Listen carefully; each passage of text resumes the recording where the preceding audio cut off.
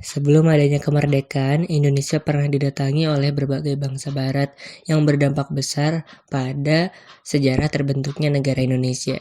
Saya Aulika Zakar Afif, dan saya akan menjelaskan tentang sejarah kedatangan bangsa barat ke Indonesia.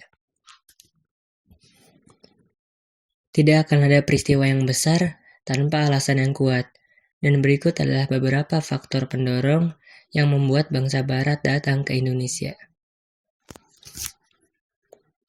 Pertama, daya tarik Indonesia bagi bangsa-bangsa barat. Berbagai komoditas perdagangan yang dihasilkan bangsa Indonesia itulah yang menjadi incaran bangsa-bangsa barat. Berbagai hasil bumi Indonesia tidak hanya menjadi konsumen bangsa-bangsa Asia, tetapi juga menjadi salah satu incaran bangsa-bangsa barat. Bangsa-bangsa barat membutuhkan rempah-rempah karena mereka sangat membutuhkan, sementara persediaan di Eropa sangat terbatas. Rempah-rempah bagi bangsa Eropa dapat digunakan untuk mengawetkan makanan, bumbu-bumbu makanan, dan obat-obatan. Negara-negara tropis seperti Indonesia kaya akan rempah-rempah, sehingga bangsa-bangsa barat berusaha memperolehnya. Kedua, motivasi 3G, atau Gold, Gospel, dan Glory. Gold, Gospel, dan Glory merupakan motivasi bangsa-bangsa barat melakukan penjelajahan samudera. Gold artinya emas yang identik dengan kekayaan, glory artinya kejayaan bangsa, dan gospel adalah keinginan bangsa barat untuk menyebarkan dan mengajarkan agama Nasrani, khususnya agama Kristen ke bangsa-bangsa di Asia, Afrika, dan Amerika. Ketiga, revolusi industri. Revolusi industri adalah salah satu pendorong imperialisme modern. Revolusi industri merupakan pergantian atau perubahan secara menyeluruh dalam memproduksi barang dari sebelumnya menggunakan tenaga manusia dan hewan menjadi tenaga mesin. Salah satu pengaruh revolusi industri yang sangat terasa adalah dalam kegiatan transportasi.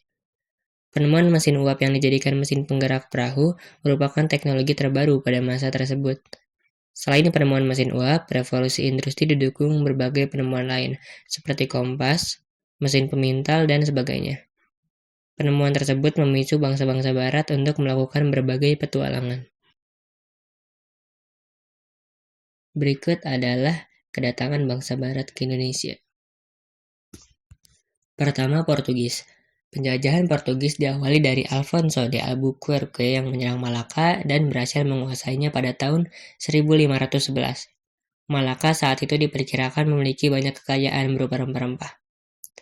Di bawah pimpinan Francisco Serrao sampai di Maluku pada tahun 1512, tepatnya di Ternate, setelah sebelumnya singgah terlebih dahulu di Gresik dan Banda. Portugis mampu menguasai Maluku dikarenakan jasanya membantu Ternate mengalahkan Tidore. Kedua, Spanyol. Kedatangan bangsa Spanyol di Maluku merupakan impian yang menjadi nyata bagi bangsa Spanyol, yaitu sampai di daerah penghasil rempah-rempah. Orang-orang Spanyol kemudian melakukan perdagangan dengan orang-orang Maluku. Kedatangan dan perdagangan bangsa Spanyol di Maluku menimbulkan pertentangan oleh bangsa Portugis yang menganggap bahwa Spanyol melanggar hak monopoli Portugis.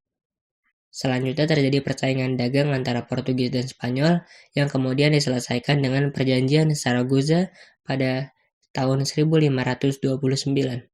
Ketiga, Belanda.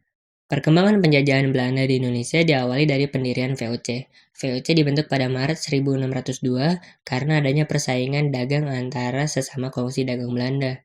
Tujuan dibentuk VOC untuk mengatasi persaingan antara para pedagang Belanda. Setelah VOC bubar dan diambil alih oleh Belanda, maka Raja Louis Napoleon Bonaparte menunjuk Herman Willem Daendels sebagai gubernur jenderal di Indonesia. Herman Willem Daendels berkuasa dari tahun 1808 sampai 1811. Belanda menguasai kembali Indonesia setelah berhasil mengalahkan Inggris dengan adanya Konvensi London pada tahun 1814. Keempat, Inggris. Kekuasaan Inggris di Indonesia diwakili oleh maskapai Hindia Timur atau The East India Company, disingkat EIC atau EIC, yang berpusat di Calcutta, India. EIC atau EIC mendapatkan hak oktroy dari Ratu Elizabeth I. Saat Gubernur Jenderal Lord Minto menjadi pemimpin EIC atau EIC, dia mengangkat Thomas Stamford Raffles sebagai Gubernur Jenderal di Hindia Belanda.